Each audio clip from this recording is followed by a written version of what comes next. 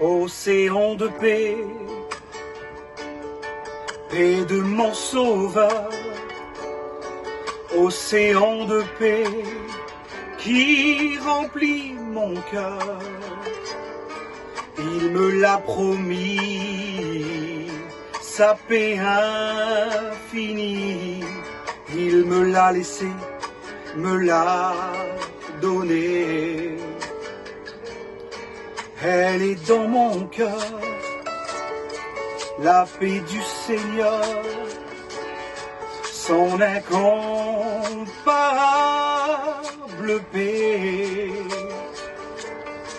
Le monde a pu m'apporter ce que Jésus m'a donné, sa paix, son immense amour.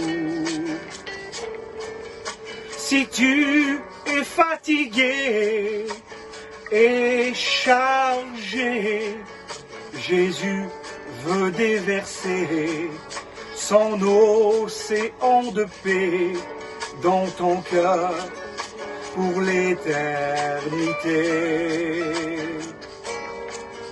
Tu ne trouveras jamais dans ce monde ce que tu as cherché depuis tant d'années. La vraie paix dans ton cœur, c'est Jésus. Océan de paix, paix de mon sauveur, océan de paix qui remplit mon cœur. Il me l'a promis, sa paix infinie, il me l'a laissé, me l'a donné. Elle est dans mon cœur, la paix du Seigneur, son incomparable paix. Le monde a pu m'apporter ce que Jésus m'a donné, sa paix, son immense amour. Si tu es fatigué et chargé, Jésus veut déverser son océan de paix dans ton cœur pour l'éternité. Tu ne trouveras jamais dans ce monde ce que tu as cherché depuis tant d'années, la vraie paix dans ton cœur, c'est Jésus. Dieu vous bénisse. Bonjour à tous. Je voudrais par le moyen de ces réseaux sociaux vous lire un texte de la parole de Dieu, qui est d'ailleurs l'un de mes textes préférés de la parole de Dieu et qui me semble très actuel à ce moment. Ça se trouve dans le livre d'Ésaïe au chapitre 41 et au verset 10. Je pense qu'il est très actuel aujourd'hui. N'aie pas peur maintenant, car je suis avec toi.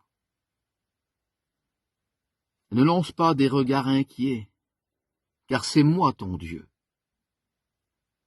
Je viens te rendre du courage, j'arrive à ton secours, je te soutiens de ma droite triomphante, alors ne promène pas de regards inquiets.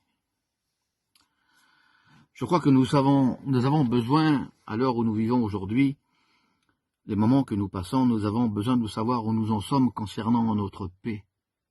Parce que vous le savez comme moi que le contraire de la paix, c'est le trouble, l'inquiétude.